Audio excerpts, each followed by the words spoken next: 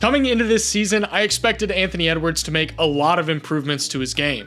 I was anticipating a playmaking leap, particularly when it came to dealing with passing out of double teams as the pick and roll ball handler. I was expecting him to improve as a driver, hopefully developing some more counters to create easy looks for himself at the rim. But one thing I didn't expect was that he was going to come into this season looking like genuinely one of the best three-point shooters we've ever seen. He's attempted the 6th most threes through the first 10 games of a season in the three-point era, making the 3rd most, joining 5 different Steph Curry seasons as the only players to make 50 threes through 10 games to start a season since the introduction of the three-point line. And I'll be honest, at first I was a little bit concerned about if he was going to be able to remain efficient while attempting so many threes. But as it currently stands, he's shot 38% or higher from 3 in 8 out of the 10 games he's played so far. But other than him just simply taking and making more threes, what's actually changed for him? Well, the answer to that question is quite a lot, and that's what I want to get into in this video. As always, if you enjoy it or you find it informative, please consider subscribing or leaving a like. Let's jump in. One of the biggest areas that people wanted to see improvement from Anthony Edwards is his mid-range shooting. He's got the athleticism to be a downhill scoring threat. He's pretty much been a reliable three-point shooting threat for most of his career, and so there was this theory that in order to really round out his game, he was gonna have to become a reliable mid-range shooter. And last year, it's clear that there was this emphasis for him to take those kinds of shots. Nearly 40% of all of his shots were coming from the mid-range, a frequency that was higher than both his three-point and rim frequency. But then you get to this season, and over half of all of his shots are coming from beyond the arc, and the mid-range and rim frequency are below 30%. But there's a really important factor here, and it's that even though Ant has shown growth as a mid-range shooter, he's never hit them at an above league average rate, which is what I'd say is the prerequisite for it to be an actually reliable aspect of your game. So instead, what I think happened is the coaching staff looked at him and they said, hey, you're hitting 39% of your long mid-range shots, which are shots from 14 feet to the three-point line. What if we took those shots, moved them back 2 or 3 steps, and turned them into threes? Like I mentioned, he shot 39% from long mid-range last year, which equates to 0.78 points per shot. That's not very good.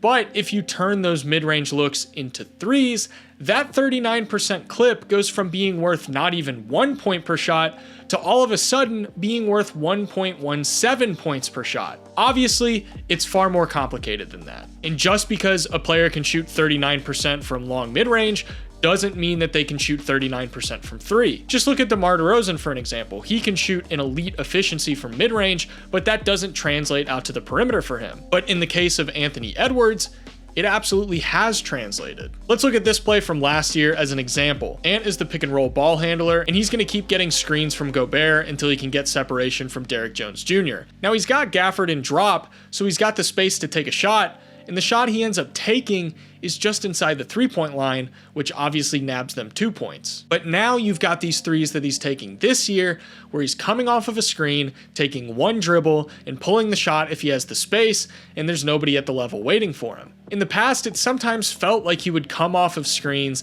get downhill into traffic in the paint, and just not really know exactly what to do. So he'd either end up settling for a mid-range jumper, or he'd just throw himself at the rim without having much of a plan. But now the emphasis on three-point shooting has seemingly simplified the game for him, and it's made it to where he finds himself with open three-point shots far more often instead of finding himself inside the arc with the defense converging on him. Now let's say that the defense is prepared for the 3, so they plan to have the screener defender switch to show on him. Well, when Nikhil ghosts this screen and Russ isn't quick with the switch, then it leaves Ant with this little bit of space to pull the shot. It really doesn't come as a surprise that he's been one of the most efficient pick and roll ball handlers in the entire NBA this year, due in large part to the fact that he's attempting the 4th most threes in the NBA among high volume pick and roll ball handlers. If we look at past years, he's only ever attempted around 2 threes a game as the pick and roll ball handler, and he's converted them at a mediocre below 36% efficiency. But this year, that volume has risen to a monstrous 4.2 attempts a night, and the efficiency he's clocking is ridiculous. That efficiency is almost certainly going to come down to a more reasonable level, but the returns on this increase in volume is extremely promising. I want to be very clear.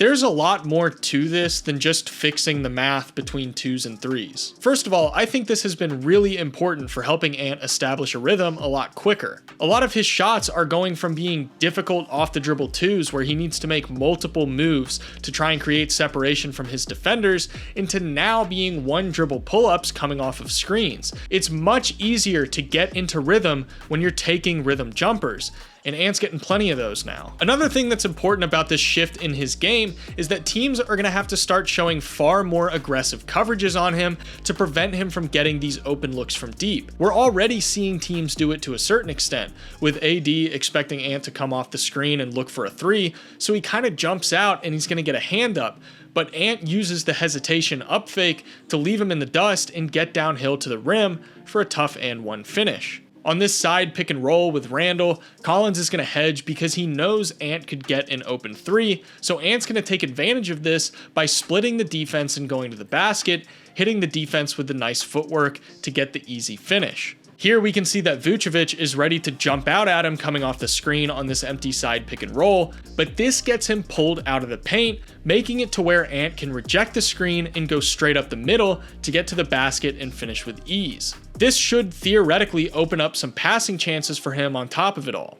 The Spurs show 2 bodies on him here, but he goes airborne to make the pass over the defense to find Gobert in space on the way to the rim for the finish. Now again, the Heat have Bam play at the level to try and deter any 3-pointer, daring him to pass to Gobert over the top. But Richardson is going to tag Gobert's roll, so Ant looks like he's going to pass to Gobert in the middle, but instead he slings it out to DiVincenzo in the corner for 3. Now on this high pick and roll, the Kings are going to have Sabonis pulled way up high because they know that Ant is willing to pull from this distance, but with Sabonis pulled out of the paint, it's going to force DeRozan to step in front of him to stop the drive up the middle, but Ant is very conscious of this, feeding Nickeil Alexander-Walker for the easy 3 on the wing. His assist numbers on the year are down, and that's one of the indirect consequences of playing alongside Julius Randle, who the Timberwolves have done a good job of running some of their offense through. But Anthony Edwards' impact on the Timberwolves offense this year is arguably looking better than last year. When he's been on the floor this year, the Timberwolves are clocking an offensive rating of 118.8 overall and 108.2 in the half court. When he's off the floor, their overall offensive rating drops down to 108.2 and an absolutely horrible 85.8 in the half court. Compare that to last season, where they had an offensive rating of 117.9 with him on, 100.6 in the half court, and 111.4 overall with him off, 97.7 in the half court. It's clear that not only is his shooting an extremely important part of their offense now, but it's elevating their offense to entirely new heights, as made clear by that 108.2 offensive rating in the half court. Don't get me wrong.